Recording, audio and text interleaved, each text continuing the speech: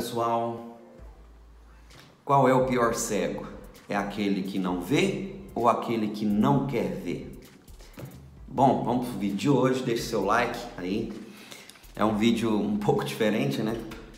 Comecei de óculos para que a gente possa fazer uma reflexão exatamente sobre isso que eu propus hoje. Referente a vários vídeos gravados, e esse não é o primeiro, né? Geralmente os vídeos aqui do canal são um pouco atípicos, né? Do que é o comum. Não é porque eu quero, viu? É porque o Espírito Santo, quando traz, né, uma revelação para nós devemos fazer exatamente aquilo que o próprio Senhor Jesus nos aconselha, não é verdade? Nós devemos ser verdadeiramente prudentes, né, como a serpente, simples como a pomba. Ou seja, prudentes no sentido de que devemos avaliar todas as coisas. O próprio Senhor Jesus diz que muitas vezes os filhos do maligno são mais prudentes do que os filhos das luzes. Por quê? Porque eles param e analisam. E eu vejo muito isso faltando no nosso meio. Porque acontece, exatamente como diz aqui no título desse vídeo, que nós temos uma cosmovisão pessoal baseada em coisas que nós aprendemos na nossa vida. E o pior cego não é aquele que não vê. Porque para ele, possivelmente vai ter duas coisas, ou cura ou um milagre, não é verdade? Ou a ciência proporciona uma cura, ou o próprio Criador, né, nos dá a experiência de um milagre. Então, para o cego que é de nascença, a cura. Mas para aquele que o é por decisão pessoal, é muito difícil ele abandonar conceitos antigos. E exatamente isso que é a cegueira, quando você decide, né, andar por ela. Você pega um óculos da sua cosmovisão e põe. E através desse óculos, né, você limita a sua visão, limita a sua percepção da vida, da palavra de Deus, daquilo que verdadeiramente importa.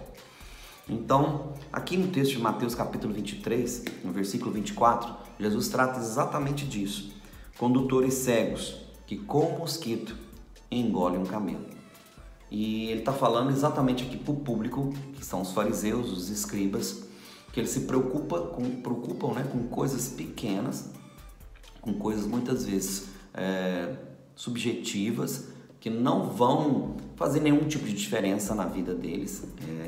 Não que não sejam importantes os detalhes, ok? Porque Deus é um Deus minucioso e um Deus de detalhes.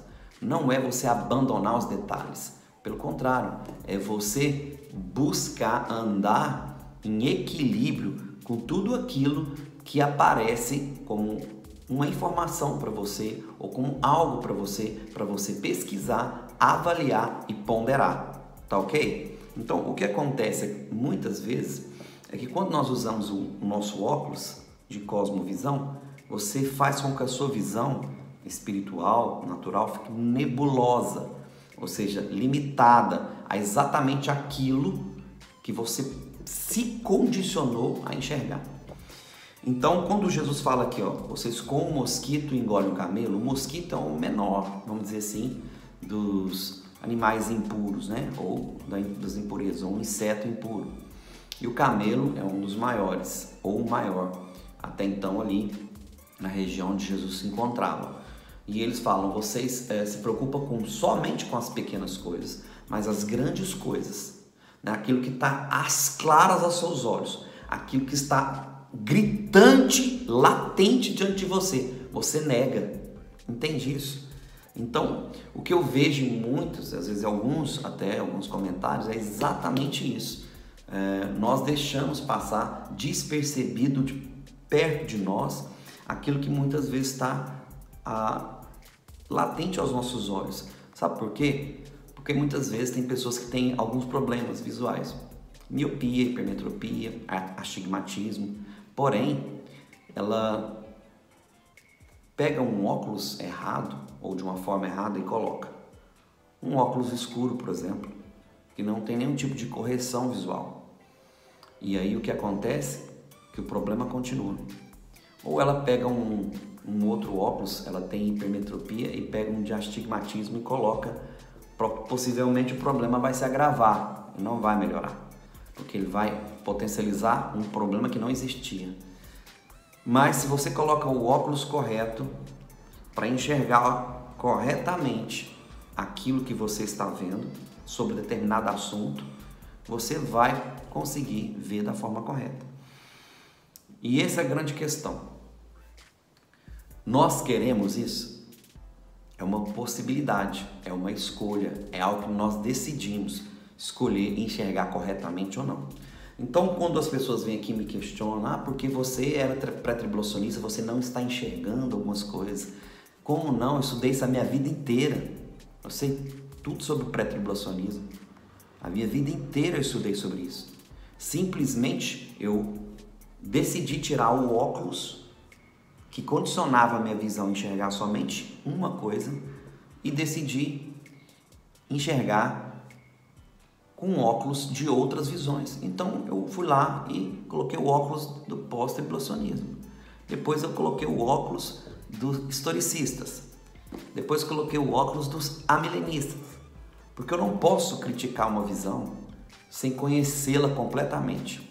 E é isso que se trata de inteligência. Eu gosto muito, interessante, né? A Débora indicou meu canal, mas eu gosto também do canal dela. Ela estuda inteligência aqui no Reino Unido, ok? E inteligência ela já até explicou em alguns vídeos dela, você pode perceber, que é você coletar os dados, depois você vai selecionar ou filtrar ou colocar eles de uma disposição, né? Separar aquilo que é fake e aquilo que é verdadeiro, aquilo que é plausível dentro do assunto que você discorre. E depois você vai colocar esses dados ou esses dados de uma forma inteligível, que você entenda, né? E lançar esses dados para que possamos, né, vê-los de uma forma completa. Então, muitas vezes nós não fazemos isso.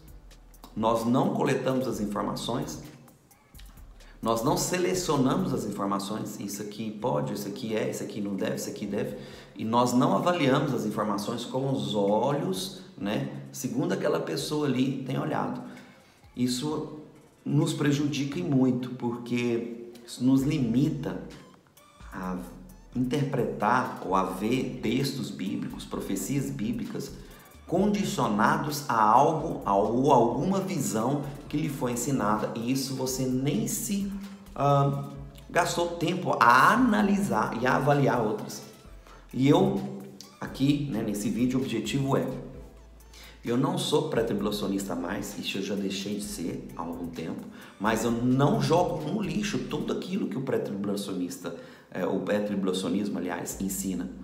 Eu não posso jogar, porque tem muitas coisas boas. Apesar da origem da visão pré-tribulacionista, que eu não concordo, que eu acho que, né, veio de uma forma errada, mas eu não posso lançar no lixo isso, não. Pelo contrário, eu tenho que avaliar as boas informações que ela tem.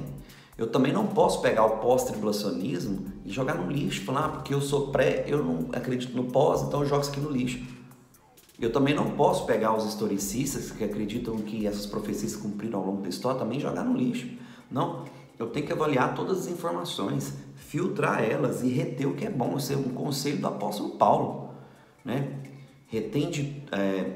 Avalie todas as coisas, mas retende aquilo que é bom, aquilo que é bíblico, aquilo que verdadeiramente é pautado na Bíblia, não em interpretação. Tá ok? Qual o grande problema de todas essas cosmovisões? É que eles começam com bases bíblicas muito boas, que verdadeiramente são corretas, e depois eles partem para textos interpretativos e começam a interpretar, né?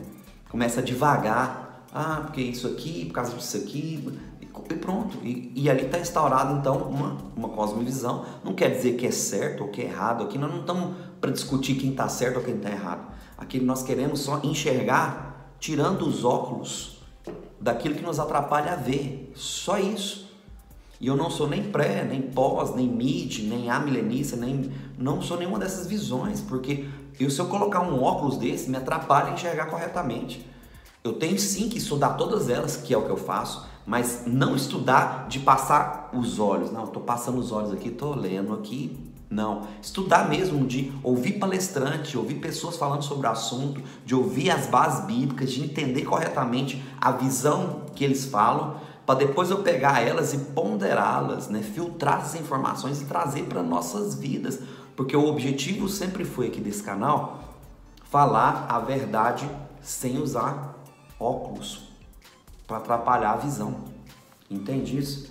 Porque o objetivo aqui é salvar vidas, salvar almas, salvar pessoas do engano. Porque eu pergunto para você, se eu, que já fui pré-tribulacionista, não sou mais, e uma pessoa quer me convencer a voltar a ser, eu te pergunto, o que eu vou perder? Nada, porque eu já tenho a minha salvação.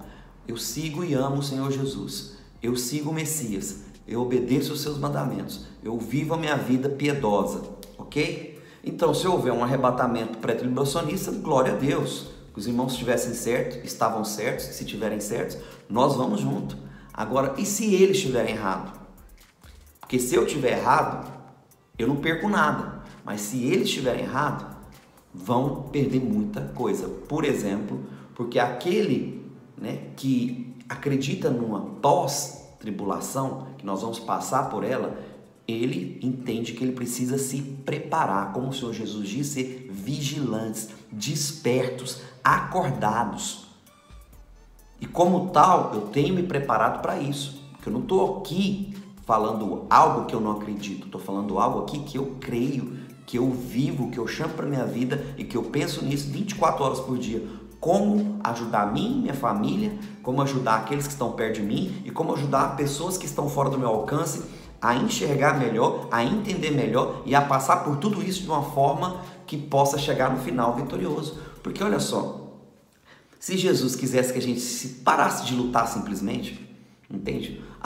Não acredito em pós-tribulação, não desisti da minha vida, parei de lutar, tô entregue à mão aí de quem quiser me matar, me mata. Isso se chama covardia. E a Bíblia, a palavra de Deus diz que os covardes não herdarão o reino dos céus, tá ok? Então isso tem outro nome, é conformismo e covardia. Mas aquele que entende o chamado e que sabe que o Senhor, o Espírito do Santo, do Ruach Kadosh, o Espírito Santo de Deus, está nos guiando, e o próprio Senhor Jesus diz em Mateus 24, diz, acautelai-vos, ficai despertos, vigilantes. E ele fala mais, quando virdes acontecer essas coisas, fujam para os montes. Peraí, por que Jesus iria dar um conselho para você, para mim, porque ele estava falando aos discípulos, aos apóstolos, ele estava falando para os apóstolos, fujam para os montes, não volte a pegar nada, fuja, não volte para cá, não desça do telhado para pegar, fuja, se você estiver no campo, fuja. Para que ele daria um conselho desse? Por favor, pense, põe a massa encefálica aí para pensar, por favor. Se ele der um conselho desse é porque, obviamente, ele tem um objetivo que nós permanecemos vivos durante todo o processo de tribulação. E ainda mais, ele diz que vai, naqueles dias, liberar os anjos para nos guardar, para nos proteger, para nos guiar em todo esse caminho. Então, peraí, se for para mim desistir, não, eu estava errado em ser pré-tribulacionista, agora pronto. Vou passar a tribulação de qualquer jeito. Você entende, então? Que se eu acredito em algo e me preparo para aquilo e vivo minha vida piedosa de toda forma, eu não estou perdendo nada. Mas quem é pré-tribulacionista está perdendo muita coisa. Principalmente o melhor no reino dos céus. Ok? Porque a palavra de Deus diz que aquele que vive a vida para servir a muitos, ou seja, para tentar salvar o maior número de pessoas possível, porque aquele que quer ser grande, seja servo de todos, está lá em Marcos. Se você quer crescer, sirva a todos. Aí você vai ter um grande tesouro no céu. E essas visões que nos limitam o seu galardão diante do Pai. Limita o seu galardão diante do Senhor. É simples assim. E ainda pior, te traz uma vida ruim aqui na terra. Estão entendendo? Então, volto no texto. O pior cego é aquele que não quer enxergar. Porque aquele que é cego, mesmo que seja por nascença, mas tem um desejo intenso no seu coração, um milagre pode fazer ele ver. E ele pode passar a ver coisas maravilhosas, qual nem olhos viram, nem ouvidos ouviram, e nunca penetrou no sentimento de nenhum homem o que o Senhor preparou para aqueles que o amam e são chamados segundo um propósito. E tem visões que tiram o propósito da nossa vida. Simples assim.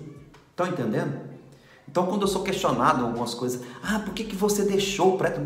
Por que você não acredita nisso? Por que você não acredita que a Terra é uma bola? Porque tem coisas que nos limitam e nos fazem adormecer. Porque o cego, o que ele pode fazer ao longo do dia é dormir. E infelizmente, a primeira parábola de Mateus 25, quando o Senhor termina o sermão escatológico, ele conta a parábola das 10 virgens. E as 10 estavam dormindo. Tanto as prudentes quanto as nécias. As 10 estavam dormindo. Porém, as prudentes se prepararam para caminhar na escuridão. E eu vou gravar um texto falando sobre essas parábolas aqui. Eu vou gravar um vídeo só sobre as parábolas escatológicas, falando dessas parábolas, que elas estão dentro de um contexto escatológico. Entende? Eu vou falar sobre isso. Não vou me antecipar, o vídeo já ficou longo. E obrigado que você que assistiu até o final. São considerações dos vídeos que eu venho gravando e de muitos outros que eu ainda vou gravar, porque eu vou entrar no livro que eu tenho lido, um livro científico. Provavelmente vai ter muito assunto polêmico mesmo, muita gente que não vai concordar com muita coisa. Meu querido, mas eu quero ir para a glória em paz, sabendo que eu cumpri um propósito, tá ok? Eu não estou preocupado em julgamentos, ou quem vai me julgar o quê? Não estou preocupado em pregar e falar a verdade sem óculos, entende? Sem isso aqui, ó, que limita a visão, amém? Shalom, fique na paz, que o Criador nos abençoe. Nós temos uma longa caminhada, tem muita coisa.